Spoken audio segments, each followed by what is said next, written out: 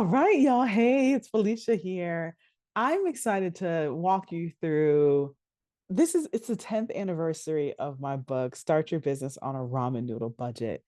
And it was a book that I created while I was still running my food company with my husband, feverish, at a time where we started with no money, no resources, corporate backgrounds, and had to learn how to leverage our teachings, understandings, our experience of that into a new industry that we had no experience in whatsoever.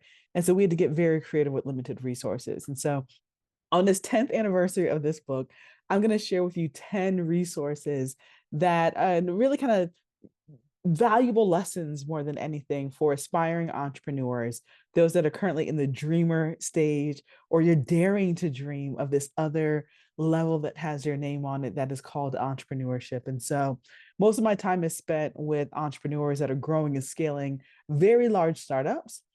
And oftentimes I get questions about, I am just getting started. What should I do? First step, second step, third step, right? And so I created this book specifically for that.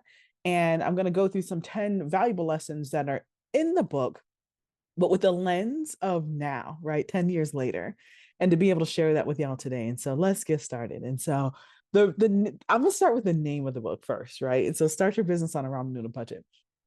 Y'all know my story, and my story has been life lessons on getting very creative with limited resources. That has literally been the story of my life, the story of my life.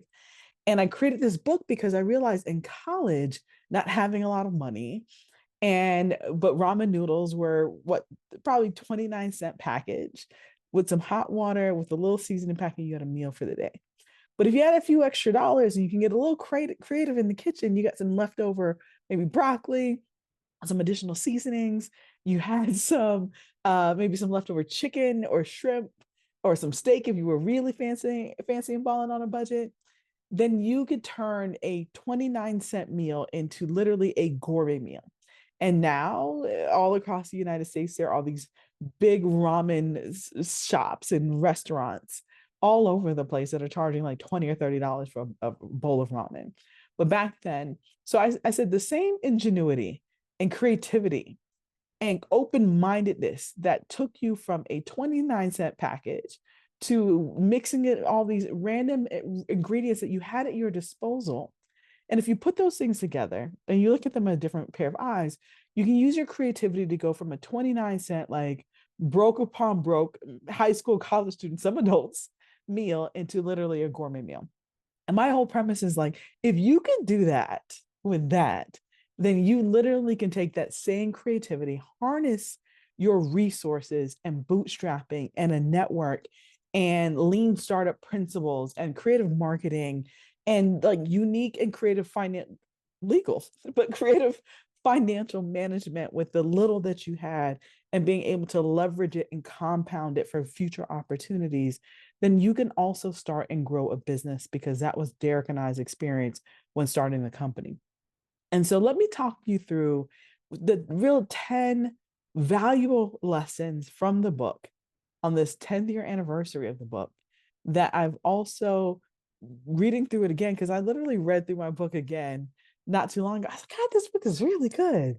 And I want to just kind of take you through some lessons that still apply to this day. And so if you haven't gotten a copy, it is evergreen in the sense that all the things in here still apply today. And so let's start with number one, a gourmet popsicle value proposition. And so being able to clearly define and sometimes refine how you're communicating your value to stand out in the marketplace, right? Everything is centered around your value proposition. It's not enough to say, here, I have a business, it's open.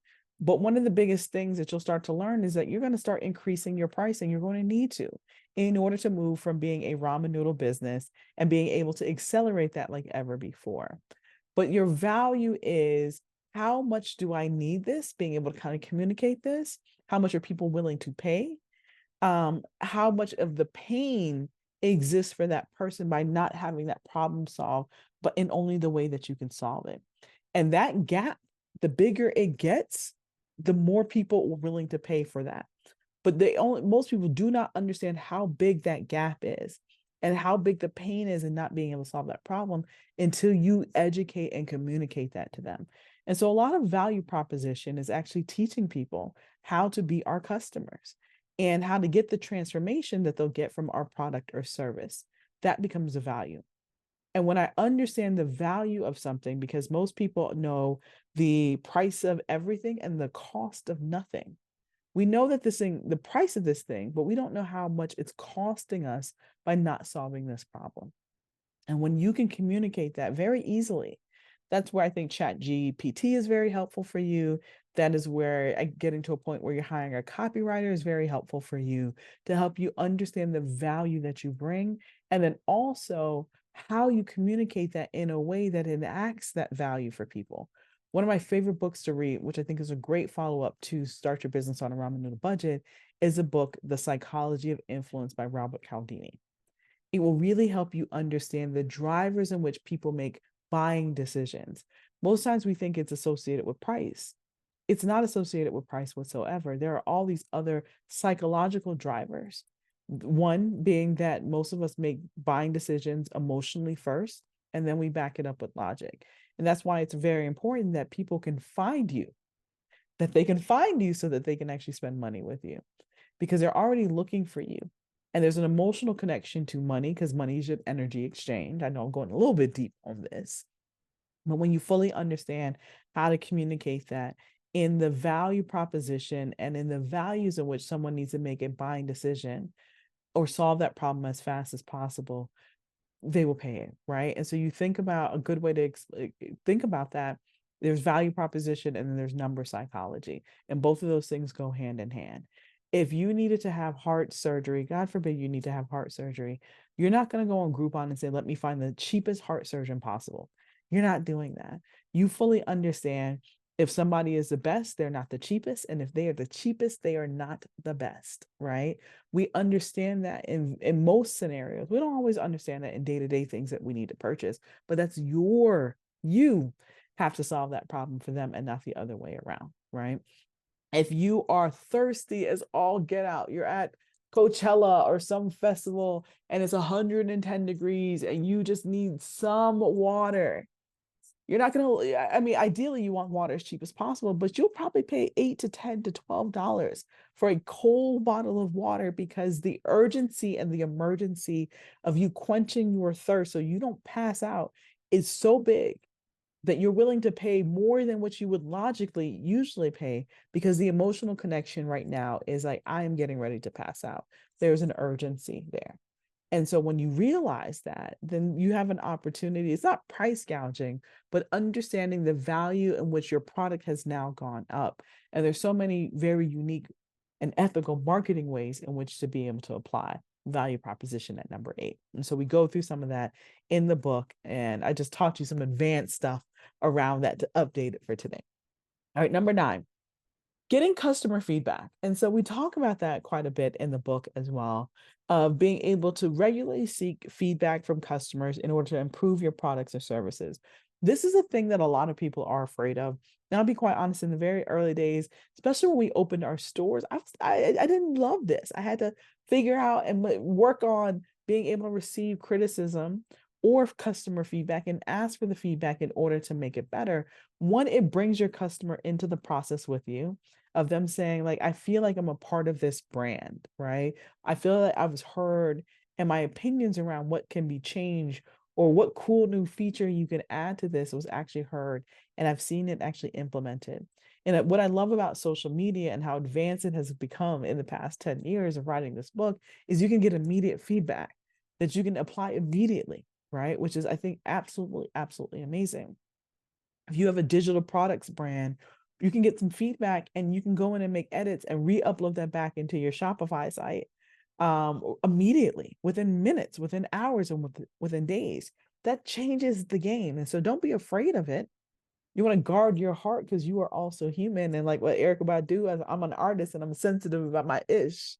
You want to guard your heart and you want to take in the feedback, process what is helpful, what you can actually do and implement, and what things you have to wait until you bring in more revenue or launch a new product line or service line in order to be able to tackle that.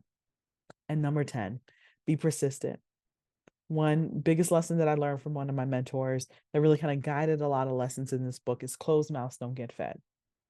And so being able to sell and have tenacity and face obstacles and be able to really push through even when times are tough. That is one of the biggest lessons that is in this book, is about getting creative. The last part of that is one of my most favorite quotes that I put in here. There's a lot in here because there's also this whole chapter on learning from celebrities like Lady Gaga and Tim Tebow and Nicki Minaj, that I thought was just so fun to include in this book, as well. It's just like, take old concepts and reinvent them, right? Individualize a group movement, how to make bold statements, remaining consistent and true to your brand, joining some socially connected groups. We talked about networks before. Take an old concept and reinvent it. That's what we did with our food business. And how those celebrities and entertainers have been able to do things. What Jeremy Lin has been able to do with his personal brand, his culture into a basketball industry. And my favorite quote I'm going to leave with you, also about enduring and staying focused during the roller coaster that is entrepreneurship, that I have experienced that so much. And so in it, we talk about creating your epic shit list, identifying your "are you kidding me" friends, staying in your own lane. Sometimes you just got to put a little stank on it and curse or scream, and then go back into your business, and stop letting luck steal the credit for your hard work. Watch your favorite YouTube videos, and being able to borrow someone else's belief in you until it becomes your belief in yourself.